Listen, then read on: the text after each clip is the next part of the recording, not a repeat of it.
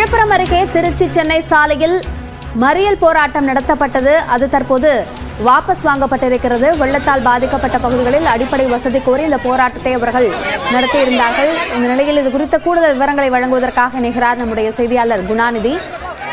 தற்போது போராட்டம் வாபஸ் பெறப்பட்டிருக்கிறது. உத்தரவாதம் அளிக்கப்பட்டதால் இந்த வாபஸ் முடிவை மக்கள் எடுத்திருக்கிறார்களா?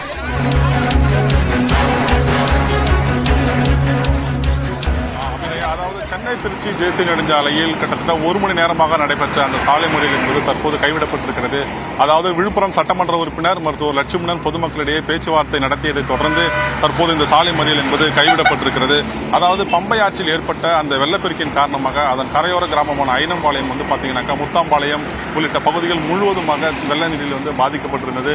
இந்த நிலையில் பாத்தீங்கன்னாக்கா இந்த கிராமங்களைச் சேர்ந்த கிட்டத்தட்ட 100க்கும் மேற்பட்ட பொதுமக்கள் கடந்த 2 நாட்களாக எங்களுக்கு உணவு, குடிநீர் உள்ளிட்ட எந்தவித அடிப்படை வசதிகளும் செய்து தரவில்லை என கூறியும் அதிகாரிகள் யாரும் எங்களுடைய இடத்தை பார்வையிடவில்லை, சட்டமன்ற உறுப்பினர் உட்பட யாரும் வரவில்லை என்கிற ஒரு புகாரை சொல்லி இந்த விழுப்புரம் அதாவது சென்னை திருச்சி தேசிய நெடுஞ்சாலையில் அவங்க ஒரு மறியலில் ஈடுபட்டிருந்தாங்க. கிட்டத்தட்ட 1 மணி நேரமாக இந்த மறியல் என்பது நீடித்த நிலையில காவல்துறையினர் பேச்சுவார்த்தை நடத்தியும் அவர்கள் அந்த மறியலை கைவிட மறுத்துட்டாங்க. தொடர்ந்து பாத்தீங்கன்னா விழுப்புரம் சட்டமன்ற உறுப்பினர் மருத்துவர் லட்சுமணன் சம்பவ இடத்திற்கு வந்த போது அவங்க பொதுமக்கள் அவரை முற்றுகையிட்டு ஒரு கடும் வாக்குவாதத்தில் ஈடுபட்டாங்க.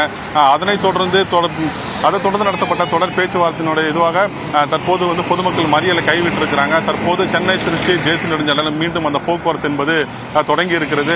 தொடர்ந்து பாத்தீங்கன்னாக்கா அதாவது பாதிக்கப்பட்ட பகுதிகளை பார்வையிடுவதற்காக தற்போது மருத்துவர் லட்சுமணன் அதாவது சட்டமன்ற உறுப்பினர் மருத்துவர் லட்சுமணன் அந்த பாதிக்கப்பட்ட இடங்களை பார்வையிட்டு வராங்க. தொடர்ந்து பொதுமக்களும் அவர்களோடு இருக்கிறாங்க. அதாவது அவர்களுக்கு தேவையான உணவு, குடிநீர் உள்ளிட்ட அடிப்படை வசதிகளை செய்து கொடுக்க வேண்டும் என்பது அவருடைய கோரிக்கையாக இருக்கிறது. அபிநயா, விரிவான கள விவரங்களுக்கு நன்றி குணாநிதி.